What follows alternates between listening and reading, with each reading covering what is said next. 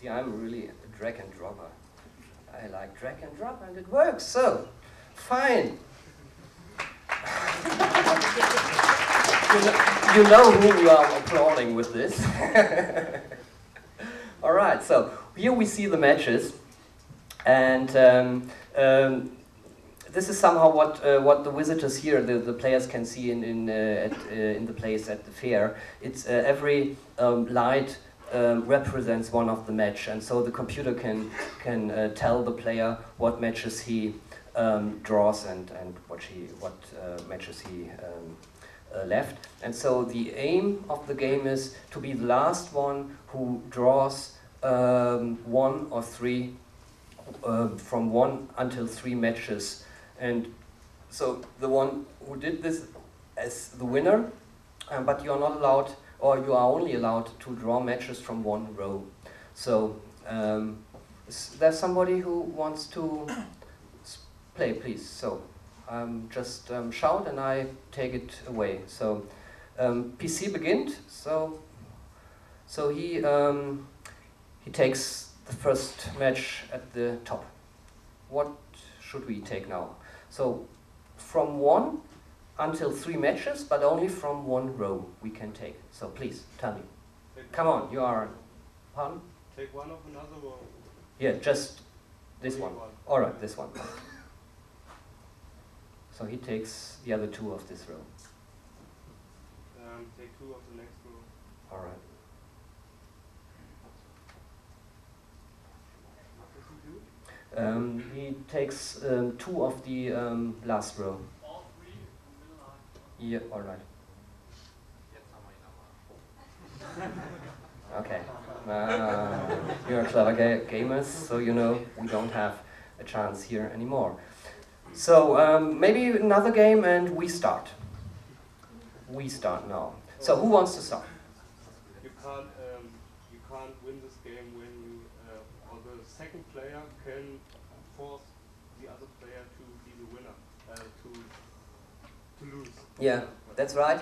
So if you know how the game, if you know these small rules, it's very difficult to be beaten, and it's very easy to teach the computer, this early computer, this game, because he must not have the overview about the whole game field, but he only must know 3 or 4 very simple rules. So if your opponent takes this, then just take that. And the computer must not know anything more. So this is the reason why Ferranti choose this game, because it's simple for the computer to execute, but it's also impressive for the human players, because usually they don't have a chance to win against the computer unless they know, unless they don't know these little tricks and these little rules. All right. So, and this is business. Why is this business? It is business because they made this Nimrod gaming console only for selling the Ferranti Mark I computer. And after the fair in Berlin, they reassembled the Nimrod gaming console and did a Mark I computer again from out of it, which they want to sell. And so I think this is a really impressive story, and I also can show you or can provide you with a broadcast, a radio broadcast at this time. So what we hear now, and maybe are there little speakers here which can be connected to my little computer here? So maybe that's already connected. So. Normally we should have that table for the amplifier. Oh, yeah. I have it. So, and this gives you an impression what the atmosphere at this time was, and it was mostly still a mystical being, computers. So it was connected with a lot of utopische visions, and so a little bit. I think you can get a clue by hearing this little broadcast. Like everyone else, I came to a standstill before the electric brain, or as they prefer to call it, the Nimrod digital computer. This looks like a tremendous grey refrigerator, and it has more wiring in it than the rest of the exhibition put together, and I'm not surprised. It's absolutely terrifying.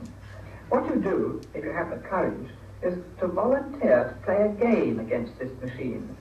It's based on the old game where you have 4 heaps of matches, and each player takes 1 or more away, but only from 1 heap, and the person who takes the last match wins. Only the machine has lights instead of matches, which go out when you press a button to take them away. It sounds simple enough, but you wouldn't think so if you saw this machine. I suppose at the next exhibition they'll even have real heaps of matches, and awful steel arms will come out of the machine to pick them up. Like everyone else, I came to a... Ja, ist das schon Altoy, was da prophetisch vorausgesehen hat? I don't know. Okay. So, and now we come to the last part, and this is for sure the fun part. And I will show you some examples that are somehow collected by chance. So I think, and that's what I told you before, that since the first computer exists, games were programmed.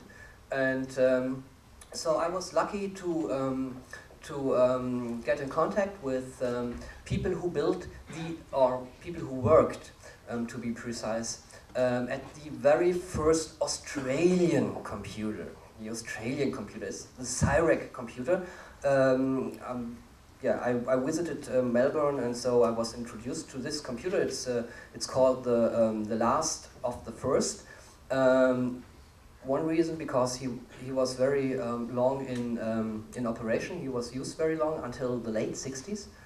And the other reason why it is called the last of the first is that it's the only of these very first computers which is rebuilt in a museum, and it can be seen there in the Melbourne Museum in the state, not in the working state, but in the form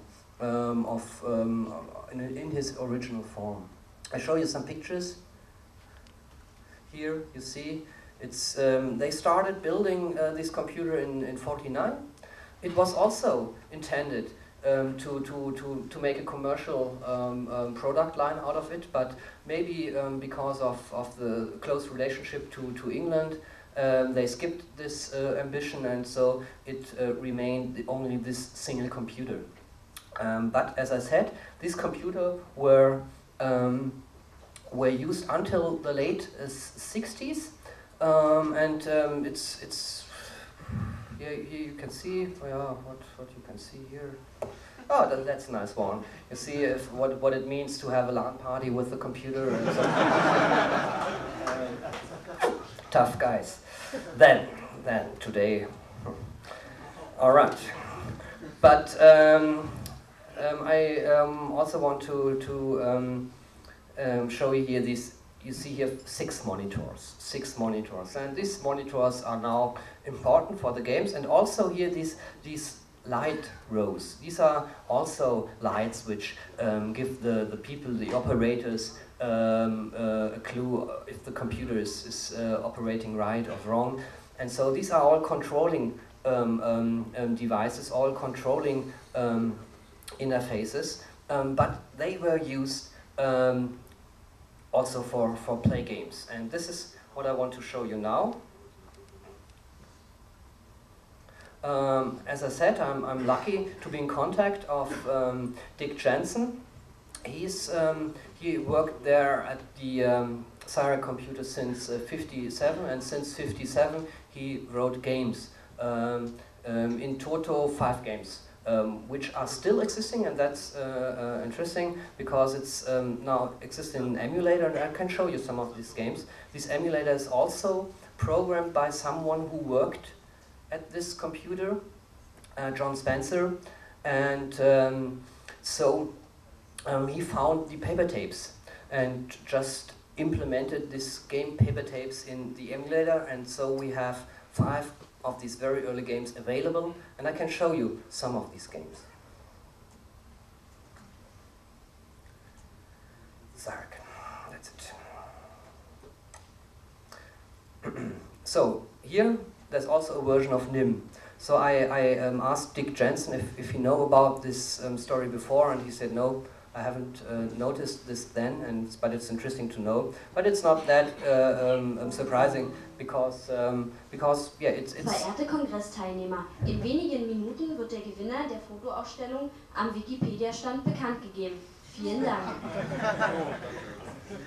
Is somebody here who take part of this? No? Okay. Maybe we start with a little one. It's calendar. It's not really a game, but it's fun. We have today the 13th. I just entered here 12, 506, and as we can see, Saturday. So it works.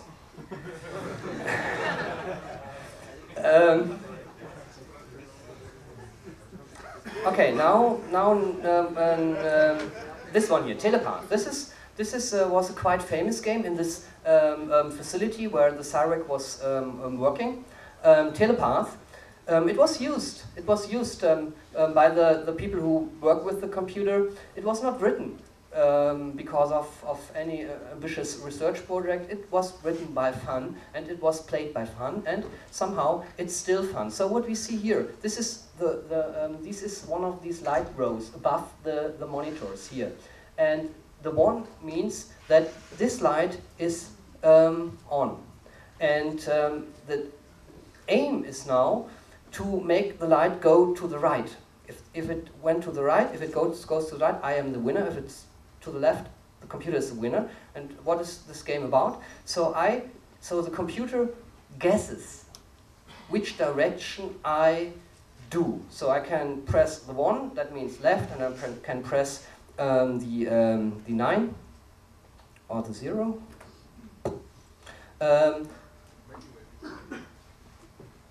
No, 1 and 0, genau. I can press 0 if I said right. And before, the computer guessed what I did, and if he's right, then the lamp goes to the left. And if he's wrong, if he guessed wrong, it goes to the right. So, maybe tell me, right, left, someone.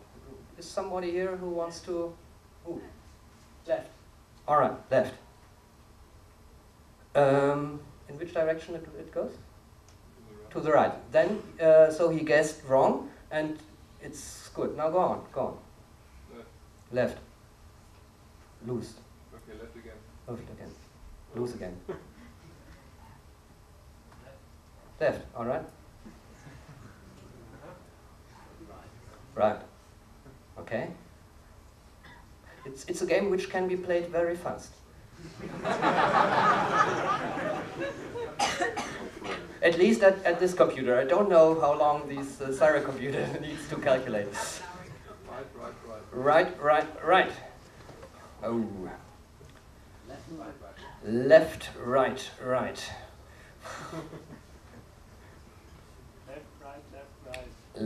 right. Left, right. All right. Okay, left, right. Okay, and now he won. So somehow it's a simple and funny game, but it still makes some fun. And so Dick Jensen told me the story that there was a woman, a colleague of them, who used to win every time against telepaths. And so he was really angry about that, and so he made an advanced version of telepath. It's called Ball. I have it here also as an emulator version. And so the rules are slightly different. What happens is if you win the second time, it's not only 1 point going to the right, but 2. And if you won, or the computer wins to the third time, then 3. So it's much faster. And yeah, so these are this is Ball here, and now I show you React. This is an action game, which does nothing else than calculating the time between